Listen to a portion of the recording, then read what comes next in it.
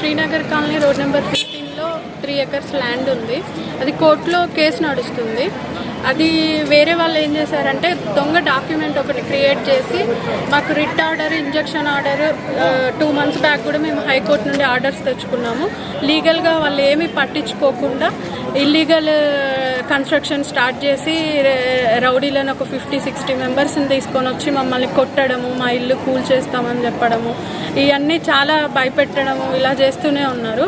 వాళ్ళు లీగల్గా అయితే అసలు ఏది కూడా పట్టించుకోవట్లేదు. మాకు ఫోరెన్సిక్ నుండి కూడా ఆర్డర్స్ ఉన్నాయి. వాళ్ళది ఫేక్ డాక్యుమెంట్ అని చెప్పేసి అన్నీ ప్రూవ్ అయినాయి, కానీ వాళ్ళు అవేవి కూడా పట్టించుకోవట్లేదు. వాళ్ళు ఎవరు? మీపై దాడి చేసేది ఎవరు? ఆ ఫేక్ సర్టిఫికేట్ సృష్టించింది ఎవరు? మాపై దాడి చేసేది వాసిరెడ్డి నాగేశ్వరరావు, వాసిరెడ్డి శ్రీనివాస్, పెరుగు రమణ, గోవిందరావు, కోన గోవిందరావు, తమ్మారపు లక్ష్మణ్ ఇలా ఉన్నారు. మా ఇల్లు కూడా తీసేస్తాము అని చెప్పి బెదిరించడము, మార్నింగ్ 4-5 ఆ టైంలో వచ్చి మంటలు పెట్టడము, చాలా ఇబ్బంది పెడుతున్నారు మమ్మల్ని.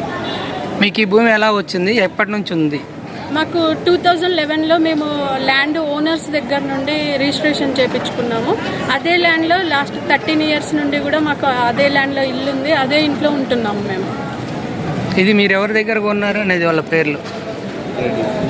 ఓబుల్ రెడ్డి వాళ్ళ భార్య పిల్లల దగ్గర నుండి రిజిస్ట్రేషన్ చేయించుకున్నాము. అన్నీ మాకు డాక్యుమెంట్స్ ఉన్నాయి.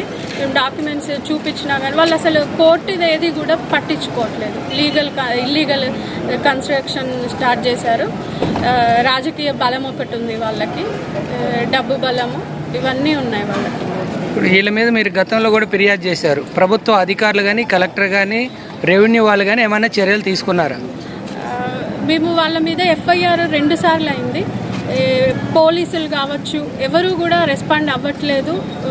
ఇది ఫస్ట్ మేము వెళ్ళినప్పుడు రెస్పాండ్ అయ్యి మేము కూలగొట్టిస్తాము అది ఇది అని చెప్తున్నారు, కానీ వాళ్ళు తర్వాత వెళ్ళి మళ్ళీ అడిగినా కానీ రెస్పాండ్ అవ్వట్లేదు.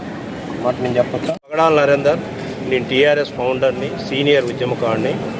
ఈ విషయం ఏంటంటే చేపూరి కృష్ణ, వీళ్ళది బయ్యారం దగ్గర ఒక గ్రామం, అదేవిధంగా చేపూరు రవి, వీళ్ళిద్దరు మాకు ఎట్లా పరిచయం అంటే తెలంగాణ ఉద్యమంలో 2004 నుంచి మాకు తెలంగాణ ఉద్యమంలో పనిచేసేవాళ్ళు.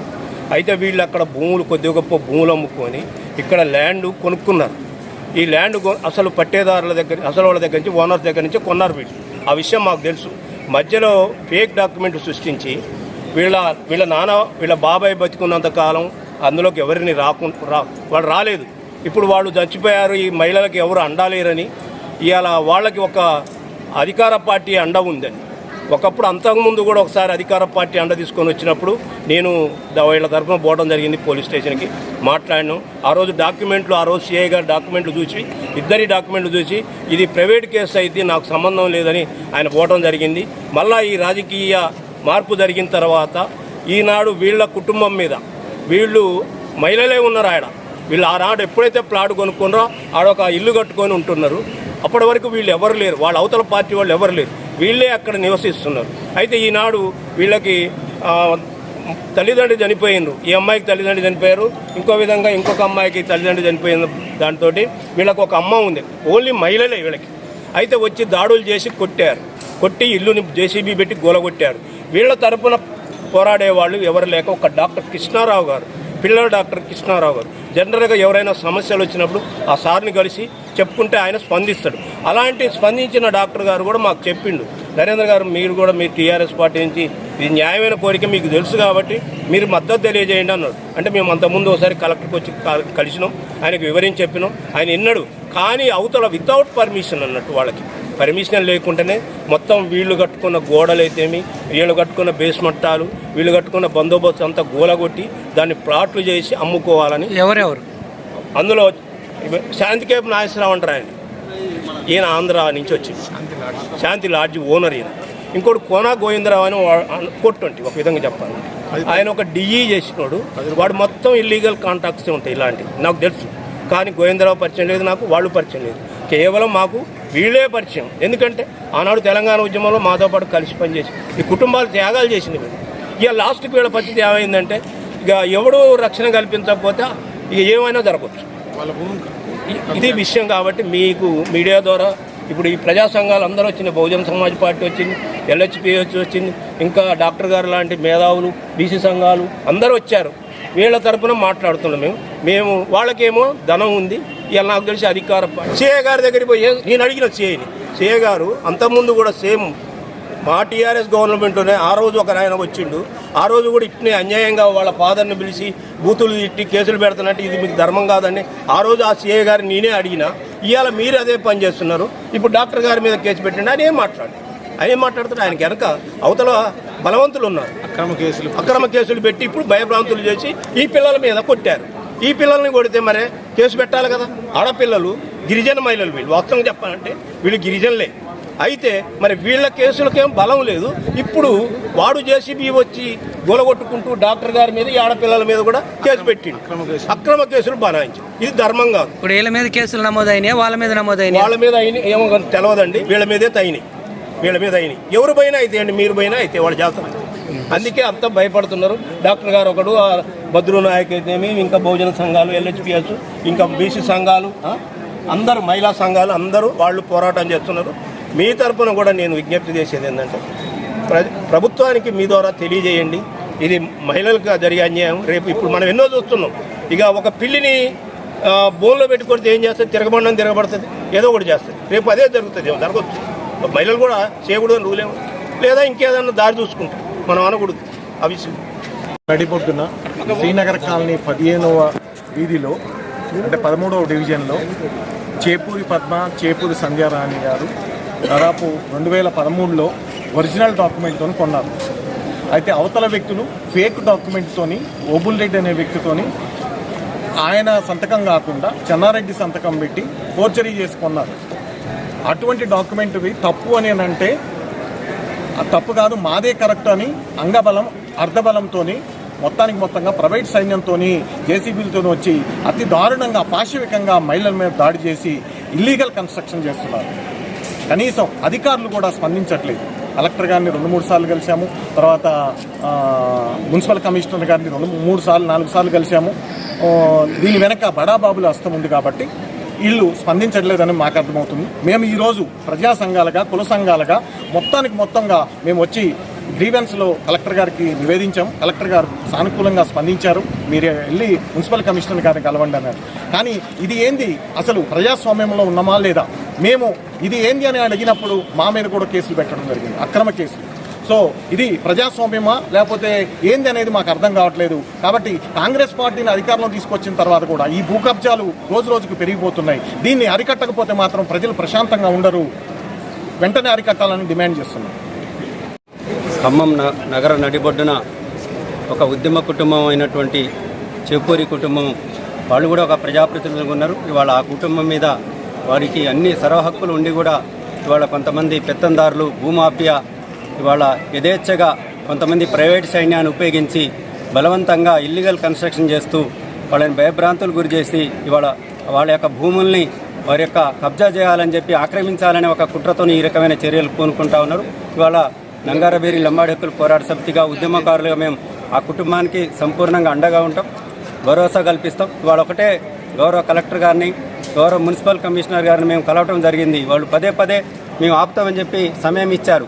కానీ ఇప్పటికీ నేటికి డే అండ్ నైట్ అది కన్స్ట్రక్షన్ జరుగుతూ ఉంది, ఎటువంటి పర్మిషన్ లేకుండా.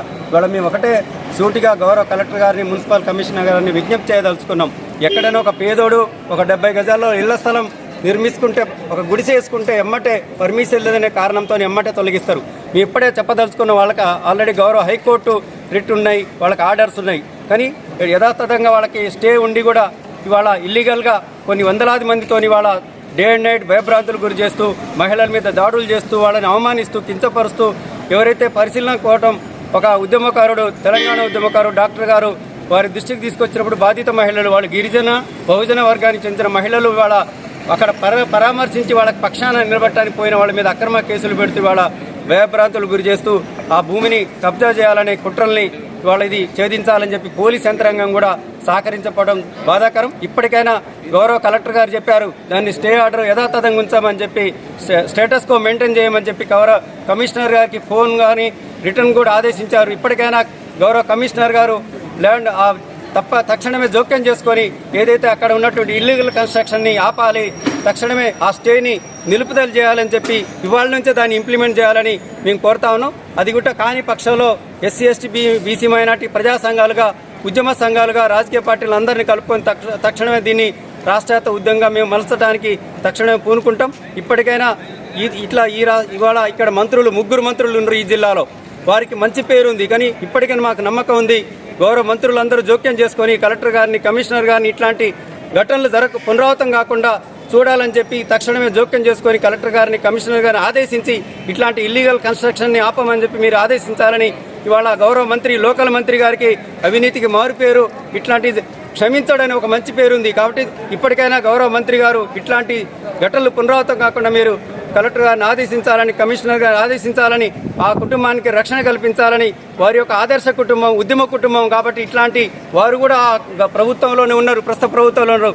కాబట్టి మాకు ఒక కుల బలం ఉంది, మాకు ఆర్థిక బలం ఉంది, రాజకీయ బలం ఉందని చెప్పి ఒక తప్పుడు సంకేతం పోతా ఉంది. కాబట్టి కలెక్టర్ గారు, కమిషనర్ గారు, గౌరవ మంత్రులు ఇట్లాంటి మేము పేదల పక్షం, మేము ప్రజల పక్షం అనే ఒక సంకేతాన్ని పంపించాల్సిందిగా కోరుతా ఉన్నాం. ఇది పునరావృతం కాకపోతే కూకుండా చూడాలని, ఇది పునరావృతం అయితే భవిష్యత్తు జరిగే చర్యలకి మీరే బాధ్యతలు అవుతారని తెలియజేస్తా ఉన్నాం. నా పేరు ఉపేంద్రబాయి. ఈరోజు మహిళల మీద దాడులు జరుగుతుంటే కూడా కనీసానికి ఇప్పుడు వచ్చిన ప్రభుత్వం పట్టించుకోవట్లేదు అంటే చాలా ఇబ్బందిగా ఉంది. ఈ మహిళలు ఆత్మహత్య చేసుకుంటా అంటున్నారు, మరి వీటికి బాధ్యులు ఎవరు? ఈ మహిళా సంఘాలుగా ఒక మహిళని చించపరుస్తున్నారంటే చాలా ఇబ్బందిగా ఉంది. దయచేసి ముగ్గురు మంత్రులు ఉన్నారు, మీరు పేదల పక్షాన నిలబడి పేదల పక్షాన్నే మేము ఉంటాము, మేము పని చేస్తామని చెప్తున్నారు. నిజంగా మీరు పేదల పక్షాన్నే చేయాలి అనుకుంటే మహిళలకు రక్షణగా ఉండాలి. నేను ఆ రోజు మహిళలకు ఒక మహిళ మీద దాడి చేస్తే నేను మాట్లాడితే 70 లక్షలకు పరువు నష్టం కేసేస్తామని నోటీసులు వచ్చినాయి అంటున్నారు. ఎందుకు వేస్తారు? ఎందుకు నోటీసులు పంపించాలండి? మాకు నోటీసులు పంపిస్తామని నన్ను బెదిరిస్తున్నారు. బెదిరించడం కాదు, మహిళలకు అన్యాయం జరిగితే మేము మహిళలు అండగా ఉంటాం. మేము అయితే ఏది మాట్లాడితే వాళ్ళ మీద కేసులు వేస్తారా? 70 లక్షలకు మేము మాట్లాడినందుకే వేస్తే మహిళలను టచ్ చేసినందుకు మీకెంత వేయాలి? ఈ సందర్భంగా మేము అడుగుతున్నాం. 70 లక్షలు కాదు, నువ్వు 70 కోట్లకు వేసుకున్నా భయపడే వాళ్ళు ఎవరు లేరు. మహిళలకు న్యాయం జరిగిందనక మేము మహిళల పక్షాన్నే ఉంటామని ఈ సందర్భంగా తెలియజేస్తున్నాం.